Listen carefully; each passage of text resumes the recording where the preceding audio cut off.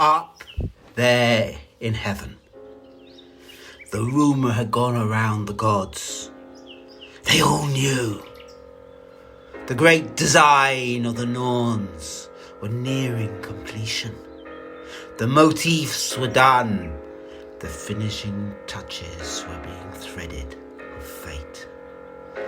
Thor saw that his great brother, Odin, had become almost threadbare. He would wander around clutching his head, and occasionally he would go to his son Balder and give him a great long hug, as if he was scared of losing him. While Thor fretted. I freely admit, with the fullness of time, that my clever ruse of fighting the one serpent didn't pay off that well. The Norns cheat. I fight that serpent at the end of time. If I fight it too early, time ends too early. And I wish that it would not end at all, let alone too early. But there are other foes that beset us. On the last day, we must face not just the Midgard serpent, but the wolf. The wolf is not mine to tackle, and nor, I think, is Surt. And Thor shuddered when he thought of the mighty fire giant. For the Norns themselves say he is Frey's quarry. God, thank us. No, but there are other folk. How about Thrym? If somebody could do something about Thrym and knock him out now, then he and the frost giants would not come. No tumult of storm winds. And that surely would be something. And so it was, upon a spring morn, Thor rode out from heaven. And all summer long, in wild and windy Jontheim in the north, he sought out Thrym, and the palace he had once been into, where he had knocked out Thrym in some earlier bout, and which he thought he knew exactly where it was. But there was nothing there now but ruins and old tumuli. And he would be for stopping giants again and again, putting them in fear of their lives. And they'd all say the same, "You're very close, just ride over that hill, and you should see it." And Thor would ride over the hill, and there would be a standing stone.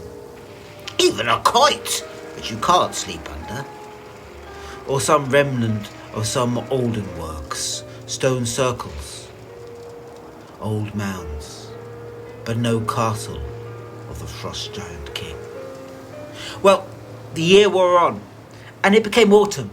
And autumn in Jontheim is all tumult and wind, and no thunder, and no snow, and just rain that gets really wet under the skin, if you know what I mean. So it was, Thor decided he really had to go home. But he would stay one last night, he thought, for the sun set earlier than he thought it would. And he found himself at a crossroads by a tumuli, a burial mound. And looking at it, he realised the door's open. And he, bending down, went inside. And there was a short passage, and to the left there was a chamber. And at the very bottom of the passage there was a big heavy stone. So he went down to the chamber on the left, just before the stone, and he stretched out. And it felt really good to have all the wind and the rain outside. And he thought to himself, well, when I should light a fire and cook something, but I'm tired. So tired. I'll do it when I wake up. And his eyes felt heavy.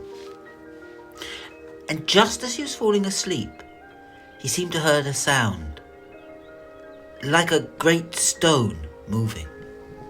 And then a raucous babble of voices coming from deep below, laughing, joking. And Thor sleepily woke up and thought, it must be a dream. And he looked out of the chamber, and the great stone at the end of the passage had gone, rolled aside. And he saw, at a slight slope leading into the hill, there's a long passage.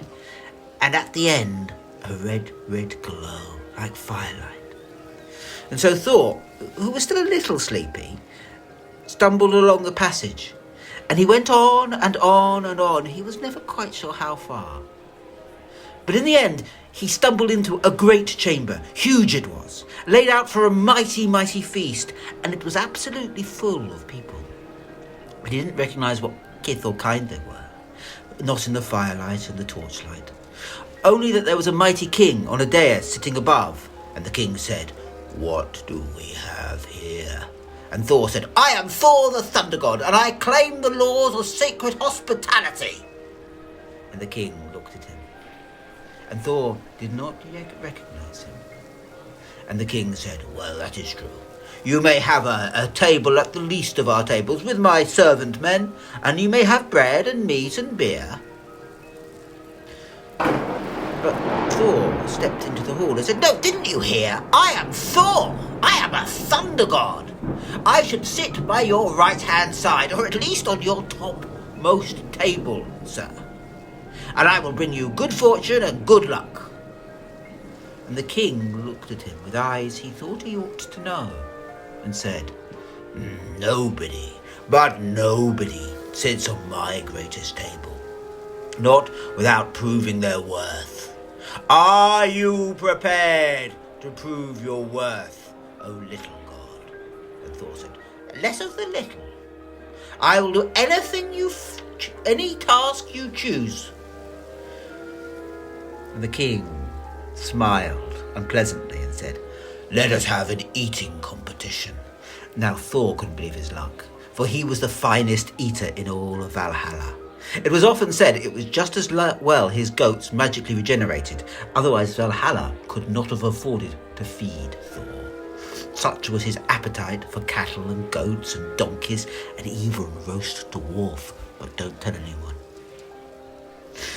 And the king motioned, and 2 great stones were moved at the back of the chamber, and Thor found himself inside a long gallery that stretched on how far he did not know, all torchlit. And before him was a mighty trench of food, and there indeed were cattle and donkey and roast boar, yum, my favourite, and even the occasional roast dwarf. Shush, it's a delicacy. And Thor said, "Well, when do we begin?" And then he turned and he looked at the person who was standing next to him, and it seemed to be a really young lad who was dressed in red, with bright red hair and orange eyes you could never quite pin down. And the king said, "On your marks, get set, go!" And Thor did incredibly well. He had never been this hungry. He had never eaten this much. Boar, cattle, donkey, horse, oh, pig, yum, he thought. And he looked behind him thinking, well, I must be miles ahead of that little lad. He looked like he couldn't eat anything. But much to his amazement, the boy was keeping a pace with him and seemed to be burning bright. And Thor, mighty eater as he was, started to flag and to fill up. I can't even face another dwarf, he thought. And there, with the trench stretching further than he could imagine, in front of him, still he ground to a halt, while the lad streaked on and on and on, and seemed at some unimaginably far distant point to look back. For he came back towards Thor and ate all the trench back to him. And beyond the chamber, beyond the gallery, all the diners laughed, all save the king.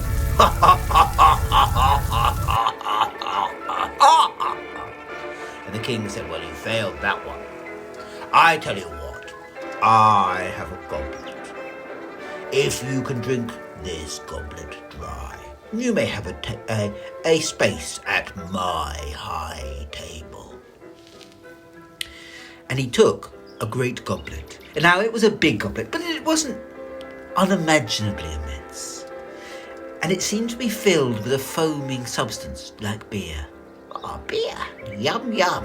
Now, of course, Thor was a champion drinker. Nobody could drink as well as he.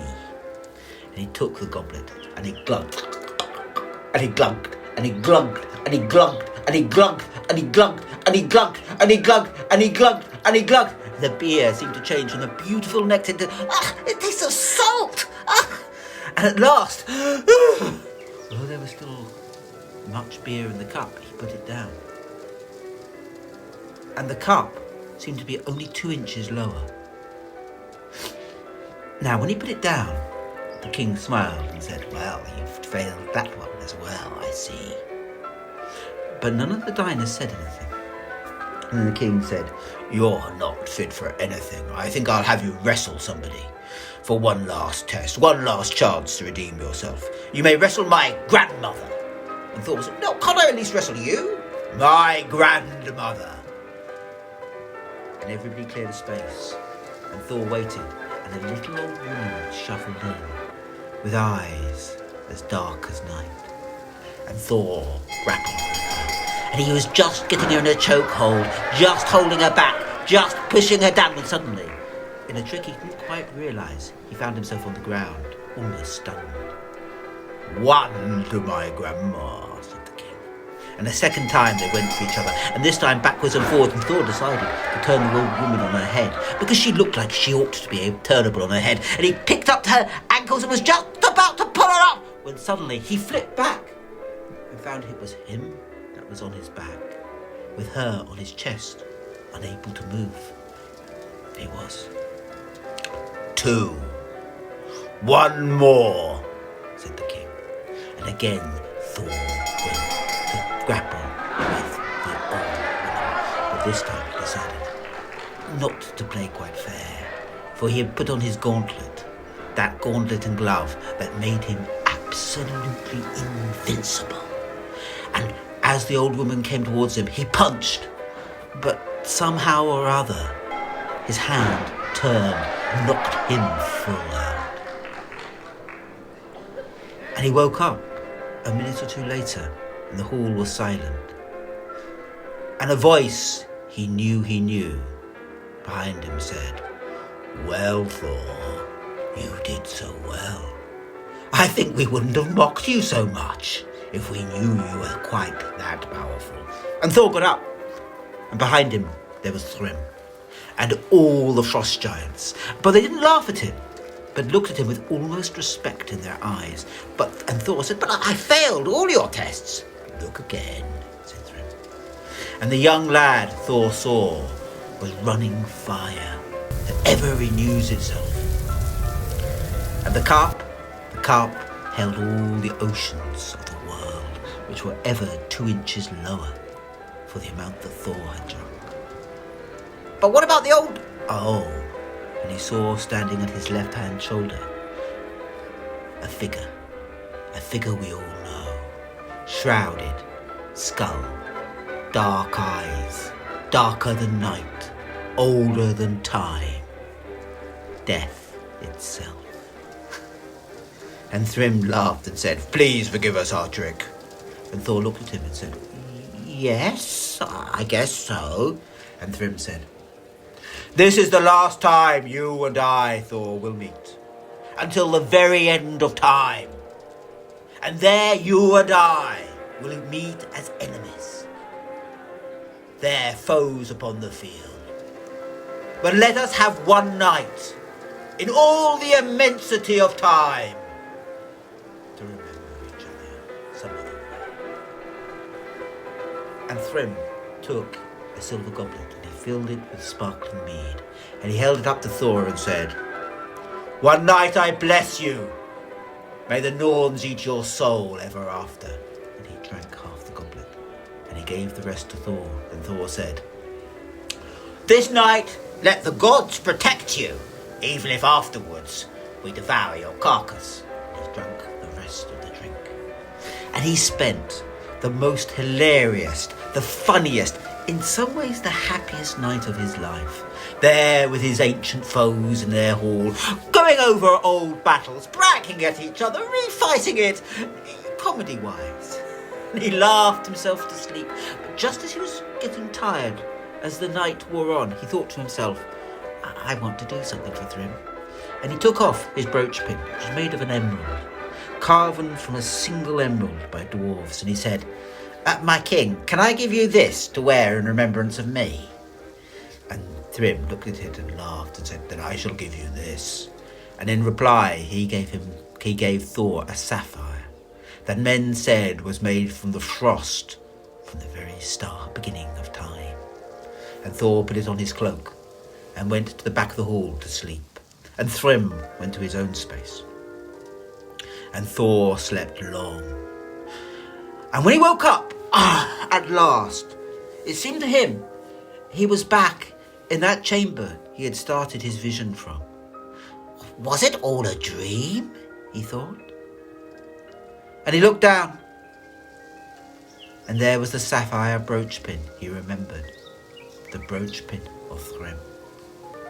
And very thoughtfully, in the morning light, Thor rode off to heaven, strangely but deeply comforted at the last.